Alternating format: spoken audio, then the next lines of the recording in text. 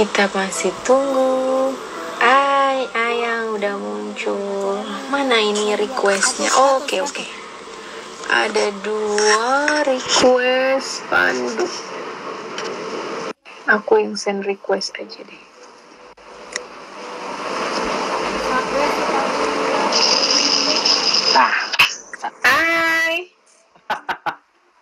Hai Di. Ya Allah, long time no see, ketemunya di sini. Berapa tahun nggak ketemu ya? Iya ya, kayaknya selama kuliah nggak pernah ketemu. Ya iyalah, lu di mana, gua di mana. Aku cabang Salemba. Ntar dari lap kacamata dulu. Lembut, Sorry ya telat ya. Baru sholat isya bareng pasukan. Jadi kalau bareng mereka tuh siap-siap lama nungguinnya. Baru ya. Sama lain. Berapa sih? Cewek berapa, cowok berapa? Total 4, cewek cuma 1. Oh, seru. Sisanya cowok semua. Wah, hebat. Banyak ya. Ini diungsiin semua ini. Oh gitu, biar nggak ganggu ya. Kecuali 1 orang, karena kekeh mau sambil main. Oh. Tapi dengan perjanjian. Seru. Dengan perjanjian mainnya di mute. Nah, gimana tuh caranya anak bocah main di mute? Bisa lah itu. Oke, kita mulai deh. Aku mulai dulu ya, Du. Ya, sok atuh. Bismillahirrahmanirrahim. Assalamualaikum warahmatullahi wabarakatuh. Assalamualaikum warahmatullahi wabarakatuh. Alhamdulillah hari ini live IG Doggy and Sahabat sudah memasuki episode 12. Kali ini tamu kita adalah sahabat aku dari zaman putih abu-abu. Ini sahabat sekaligus teman berantem. Setiap rapat berantem terus. Seru lah pokoknya ya perjuangan kita zaman SMA. Nggak seru kalau nggak berantem pas rapat. Setelah berpisah sekian lama dari tahun 2000 kita kuliah kayaknya belum pernah ketemu, dan alhamdulillah dengan teknologi sosial media ketemu lagi di Instagram, ngobrol-ngobrol lagi, dan akhirnya kita sampailah di sini. Karena Pandu ini terkenal dengan kehebatannya di BSM yang aku dengar ciri-ciri dari teman-teman di BSM. Masa? Jadi aku tertarik untuk mengulik-ngulik. Wah, gosip dari mana tuh? Oh, ceritanya kan perlu banyak. dikonfirmasi. Oke, aku bacain dulu. Nama lengkap Pandu Murdaning Tias. Tempat tanggal lahir Jakarta 30 Desember 81. Sudah berkeluarga dengan anak 4. Baru 4 kayaknya nih ya. Lapaknya ditutup kayaknya. Cukup 4. Masa kuliah. Kecuali ada kehendak lain. Nah itu. S1 Psikologi UI. Course Certified Human Resource Professional, Certified Objective and Key Result Practitioner, Certified Talent Management Professional, Certified Targeted Selection Interview. Pekerjaannya saat ini menjabat Human Capital Specialist di Bank Syariah Mandiri. Aku tertarik nih, Certified Talent Management Professional tuh apa ya? Kok yang aku bayangin kayak manajemen artis gitu, talent management. Apa tuh talent management? Kalau kita bercandanya bukan talent sebenarnya, talentan. Jadi talent management ini konsep di dunia HR untuk bicara ngelola orang-orang yang dianggap paling baik lah dari sisi perspektif perusahaan ya. Jadi kita kan kalau ngelola tuh harus bisa segmented, orang yang dianggap best performer, orang yang punya potensi untuk dikembangkan menjadi sampai ke level top management, orang yang sebenarnya secara kinerja ya dia overall mediocre gitu, orang yang average biasa-biasa saja, sampai orang yang boleh dibilang underperformer yang nggak mencapai ekspektasi dari company. Nah, talent management tuh bicara yang pertama sebenarnya segmennya adalah boleh dibilang top performer, orang yang punya kinerja yang paling baik, orang yang punya potensi paling tinggi, sehingga perusahaan bisa memberikan investasi yang lebih besar untuk orang-orang seperti ini. Karena pernah dengar namanya hukum Pareto nggak? Enggak. Hukum Pareto itu kita mengenalnya 20-80 atau 30-70. Jadi bagaimana kita ngelola yang 20%, tapi dia bisa mempengaruhi yang 80%. Oh. Jadi energi kita nggak usah ngelola yang 80% dengan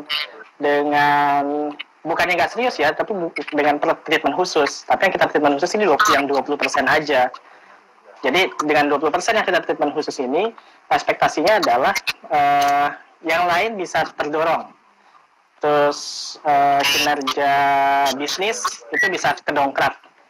Makanya contoh misalnya kayak di BSM, hanya orang-orang tertentu yang diberikan privilege itu untuk mengikuti kurs atau training ke luar negeri, entah itu ke Hong Kong atau ke Singapura atau ke KL misalnya.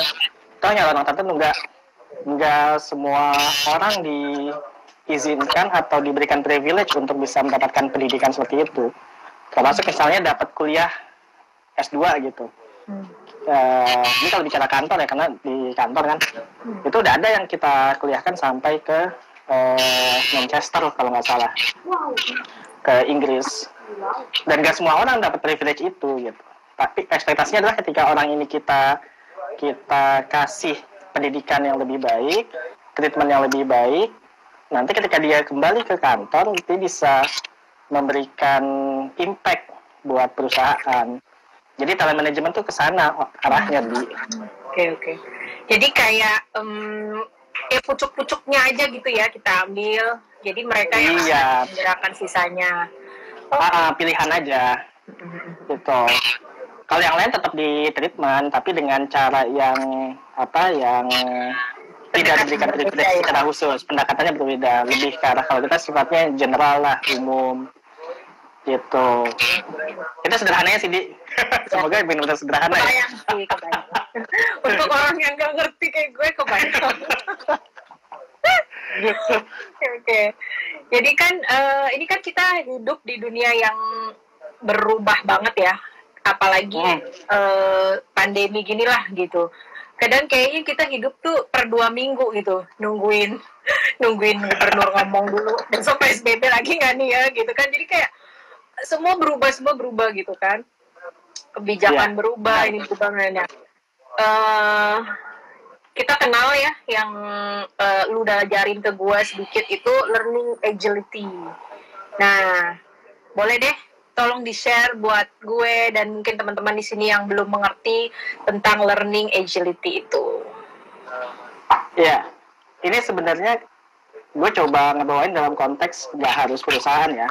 Buat kayak lo yang punya klinik, artinya lo kan punya pegawai nih, atau lo sendiri sebagai seorang entrepreneur itu perlu juga memiliki konsep learning agility. Jadi bahasa sederhananya gini, dulu kita tuh selalu diceritakan bahwa perubahan kita tuh begitu cepat dengan teknologi. Sebelum adanya COVID. Nah, pada saat adanya COVID, ternyata perubahan itu bukan begitu cepat lagi. Sudah kita jalani. Bayangkan hanya dalam kurun waktu berapa bulan kita udah? Ya 6 bulan lah ya, 6 bulan lebih. Kehidupan kita berubah.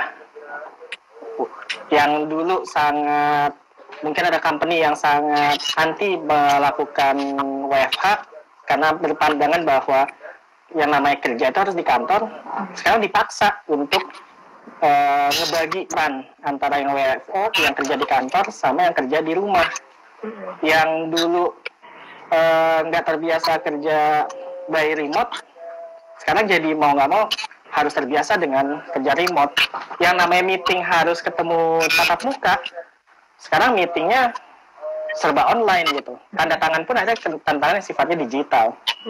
Nah, perubahan-perubahan kayak gitu kalau kata orang akhirnya membuat kita tuh harus bisa lebih cepat beradaptasi. Kalau bahasa sederhananya kita harus agile gitu. Jangan diplesetin jadi agile. karena kalau kita plesetin jadi pusing sendiri ntar kebalik-balik gitu. Jadi kita harus agile, kita harus fleksibel, kita harus lebih mudah beradaptasi dengan sebuah lingkungan tertentu, kondisi tertentu yang semuanya serba baru gitu. Jadi ketika kita bicara tentang agility ini adalah sebenarnya sebuah skill, soft skill lebih tepatnya, tentang, atau kita bisa dikatakan juga sebagai potensi tentang bagaimana kita bisa beradaptasi, kita bisa menunjukkan kinerja kita, performance kita pada sebuah situasi yang serba baru. Jadi ketika misalnya kita kerja kayak sekarang serba remote nih, bagaimana caranya kita bisa mempertanggungjawabkan pekerjaan kita yang remote itu ke hadapan manajemen bahwa ya apapun model pekerjaannya saya tetap bisa kok, bisa bekerja, bisa melakukan target yang sudah diselesaikan, termasuk ketika kita harus berinteraksi dengan banyak orang. Nah, pertanyaannya kan gini, terus agile itu yang kayak gimana sih? Orang yang fleksibel dan yang adaptif itu yang kayak gimana? Kalau dalam salah satu konsep yang gue ambil nih, ini konsep yang ditelurkan oleh salah satu konsultan global, dan ini hasil riset. Jadi bukan teori yang muncul begitu saja, ini hasil riset beberapa tahun kalau nggak salah. Jadi riset yang sifatnya kontinu selama beberapa tahun terhadap beberapa konteksnya company, memang company perusahaan-perusahaan. Tapi sekali lagi konsep ini bisa kita terapkan pada kehidupan kita secara sosial yang lainnya gitu, nggak harus terbatas pada perusahaan. Jadi nama perusahaan itu Convery. Convery sendiri baru masuk ke Indonesia itu sekitar 3 atau 4 tahun yang lalu, setahu gue, karena dia mengakuisisi salah satu konsultan di Indonesia. Jadi dia bilang gini, yang namanya learning agility itu kalau kita punya, maka kita akan sangat berpotensi untuk lebih adaptif, tapi nggak hanya sekedar adaptif, tapi kita akan sangat bisa menunjukkan produktivitas kita, kinerja kita, bisnis kita menjadi jauh lebih hebat dibandingkan dengan kondisi-kondisi sebelumnya. Dia bilang gini, ada 5 nih yang menurut dia harus dimiliki ketika orang bicara tentang agility. Pertama, dia harus punya yang namanya self-awareness. Self-awareness nih sederhananya gini, lu tahu nggak kelebihan dan kekurangan diri lu? Lu bisa nerima nggak segala macam kritik terhadap diri lu? Terus lu bisa nggak ketika menerima kritik dan saran terhadap kelemahan maupun kekurangan atau kekuatan, itu lo olah menjadi sebuah kekuatan. Jadi lo bisa temukan, oh iya, ternyata this is what I have to do. Ini sesuatu yang harus gue lakukan. Itu self-awareness tuh. Jadi kita harus sadar nih, kita tuh punya kelemahan di mana sih? Bahasa sederhana gini, ketika orang lain mengkritik, yang ada di kepala kita tuh bukan bagaimana cara mendefense kritik tersebut. Tapi yang ada adalah bagaimana cara kita mengolah kritik itu supaya ketika udah selesai, itu keluar jadi sebuah kekuatan baru. Jadi sederhananya, lo dapat kritik kayak tadi, kritik negatif lah. Kebiasaan kita kalau menerima kritik gimana sih? Biasanya sakitan kritik, sakit hati atau sakit gigi gitu. Jadi kalau di kritik itu contohnya gini, yang ada di kepala kita ketika kita dikritik, apakah kita menerima, mengiyakan saja, kita menerima plus kita langsung memikirkan bagaimana memperbaiki kelemahan kita, misal kalau itu bicara tentang kelemahan, atau yang ketiga, ketika dikritik, yang dari kepala kita adalah bagaimana cara kita membalas kritikan tersebut, membalas komentar orang tersebut. Nah, orang yang punya self-awareness yang tinggi adalah dia yang ada di opsi kedua. Dia punya, ketika menerima kritikan, dia menerima kritikan tersebut, tapi dia juga memikirkan bagaimana cara dia memperbaiki kelemahan terhadap hasil kritik orang tersebut. Nah, itu yang satu. Yang kedua, ada orang-orang yang ketika ketemu permasalahan yang sangat kompleks, kita kan cenderung biasanya, wah masalah baru nih, wah susah nih untuk dikerjain. Atau kalau kita menyelesaikan masalah ini, kalau bahasa lo kemarin tuh di WA, Pandu tuh orangnya ruwet misalnya, ngejelimet kalau udah ngusulin sesuatu. Nah, kalau kita bisa ketemu masalah terus kita mencari solusinya dengan cara yang baru dan cara yang lebih sederhana sehingga hasilnya bisa lebih efektif, maka kita punya kriteria yang kedua, namanya mental agility. Jadi mental agility itu bicara tentang bagaimana kita mensimplifikasi permasalahan yang kita hadapi, mensimplifikasi kondisi yang kita hadapi. Jadi gimana cara kita tak bisa bilang saya nih punya loh yang namanya mental agility yang bagus? Ya kalau dalam mencahin masalah, kalau dulu kita belajar ilmu Prosdem misalnya, kita bisa mengidentifikasi tuh permasalahan kita seperti apa. Lalu yang kedua, kita bisa mengidentifikasi solusi kita seperti apa. Yang ketiga, di mental agility adalah ketika kita sudah ketemu solusinya, kita bisa bilang solusi kita adalah yang paling baik dan kita bisa membuktikan. Jadi hal-hal yang ruwet di hadapan orang lain itu kita bisa simplifikasi, sederhana, menjadi sebuah kesimpulan yang simple. Orang lain bisa cerita 4-5 kalimat. Orang yang punya mental agility bagus adalah orang yang bisa mensimplifikasi menjadi misalnya 1 kalimat. Makanya misalnya contoh gini, pernah dengar elevator speech nggak? Aduh, lu berat-berat banget sih ya. Lu kalau nanya karang gigi buat gue. Salah ya? Gue ngerti.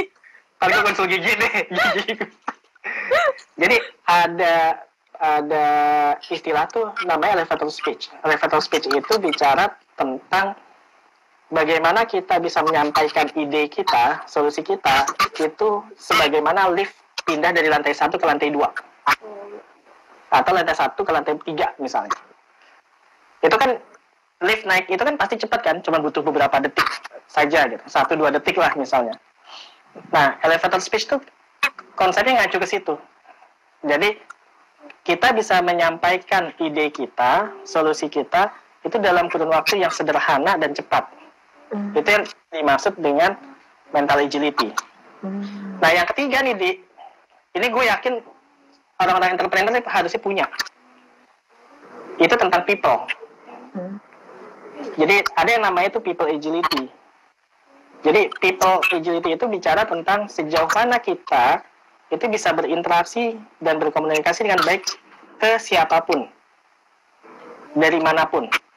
Jadi kita mau ditaruh di tempat A, kita mau ketemu orang di tempat B yang berbeda, mau ketemu di tempat C yang berbeda lagi, kita punya adaptasi, kita bisa masuk ke dalam lingkungan mereka gitu. Kita nggak susah untuk bergaul. Jadi kalau dulu kan istilahnya tuh kita berbaur tapi nggak bercampur. Jadi kita bisa masuk ke dalam lingkungan siapapun. Nah, yang keempat itu bicara tentang perubahan. Sejauh mana kita comfort dengan perubahan? Kita kan biasa hidup di dalam comfort zone, zona nyaman. Ada yang namanya disebut dengan change agility. Change agility ini bicara tentang comfort kita keluar dari comfort zone untuk menerima segala bentuk perubahan, tapi perubahan itu bukan yang mempengaruhi kita. Kita bisa membuat diri kita tetap nyaman dengan kondisi apapun yang ada. Kita anti status quo lah kalau bahasa mahasiswa dulu gitu. Kita nggak suka dengan orang yang dengan gaya yang ya udahlah terima aja apa adanya, ya udahlah saya begini saja gitu. Tapi kita ketika dengan kondisi sekarang ya kita harus siap berubah gitu. Nggak bisa menyalahkan kondisinya, tapi yang paling penting adalah bagaimana kita bisa memberikan evidence, bukti bahwa perubahan ini nggak membuat saya untuk putus asa. Justru perubahan ini membuat saya menjadi lebih baik dibandingkan dengan sebelumnya.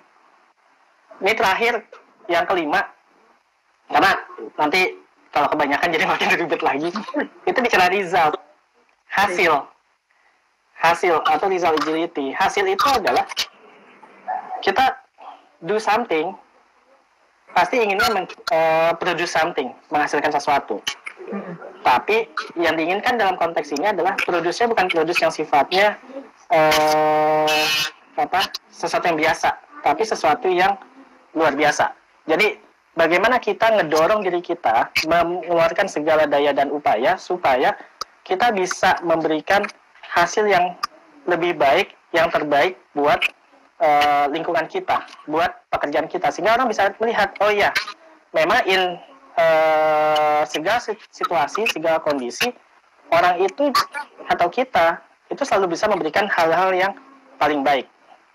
Itu sih kalau singkatnya. Jadi memang ketika bicara tentang agile atau sesuatu yang kita bilang bisa adaptif, kita nggak bisa bicara tentang konteksnya lebih ke arah konteks lingkungannya, tapi kita harus mulai dulu dari tahu tentang kelemahan atau kelebihan diri kita, bagaimana kita membangun mental kita. Membangun mental kita itu artinya dalam konteks ini adalah menyederhanakan, simplifikasi terhadap segala keruwetan permasalahan yang ada, lalu bicara tentang bagaimana kita bergaul, berinteraksi dengan orang lain.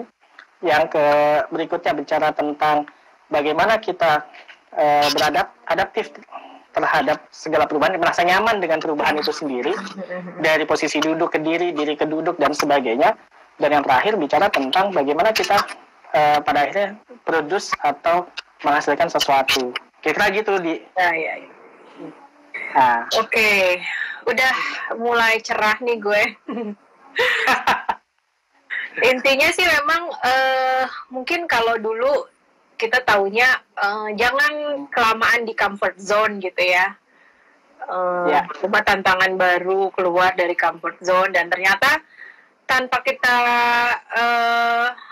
sadari, jebret, ini bulan Maret itu benar-benar semua orang keluar dari comfort zone ya. Semua orang gitu kan, dan nggak ada terkecuali tiba-tiba kita jebret harus di rumah gitu kan. Yang kayak gue dulu ngelarang serial nggak boleh main HP, sampai dia bilang, Bunda, aku satu kelas aku doang yang nggak punya HP loh. Bunda nih orang miskin ya nggak bisa beliin HP. Gue bilang, udah biarin. Gue bilang, sekarang tiba-tiba di sekolah harus pakai HP, laptop, gadget semua kan. Jadi ya udahlah, terpaksa merubah semua pola gitu kan. Belajar benar-benar belajar cepat ya kita ya. Iya, bukan belajar lagi, udah terjun. Iya benar-benar. Udah berenang. By doing dan nyemplung udah langsung ya. Udah nyemplung lagi, nggak ada waktunya adaptasi. Kalau dulu kan kita kepikirannya adaptasi kan, sekarang kagak. Iya, sekarang udah. Jadi kepentok kiri kanan supaya akhirnya ketemu tuh pola kita kayak gimana. Gue sendiri secara pribadi ketika pertama kali momen kayak WFH ini agak kegok gitu. Gagap juga kita ya. Gagap. Kayak dulu pas awal hari pertama WFH, stay di kamar tutup, anak-anak di luar semua. Tapi lama-lama akhirnya merasa kok jadi nggak nyaman juga untuk kerja kayak gini ya. Udah nyari posisi yang jauh lebih nyaman gitu. Walaupun efeknya adalah gaul, akhirnya melihat keseharian anak-anak dan harus bisa berinteraksi sama anak-anak di saat mereka sekolah juga. Iya. Kita udah ibaratnya kemarin tuh kita dijorokin ke kolam renang, terus ya gimana caranya akhirnya kita bisa berenang lah gitu ya. Iya. Tapi sampai sekarang gue nggak bisa berenang kok, Di. Aduh, oh Banu, hai Banu, nih Banu udah nanya nih. Gimana dengan anggapan semakin bertambah umur, semakin kita mencari comfort zone? Menarik nih kalau bicara umur. Jadi kalau dalam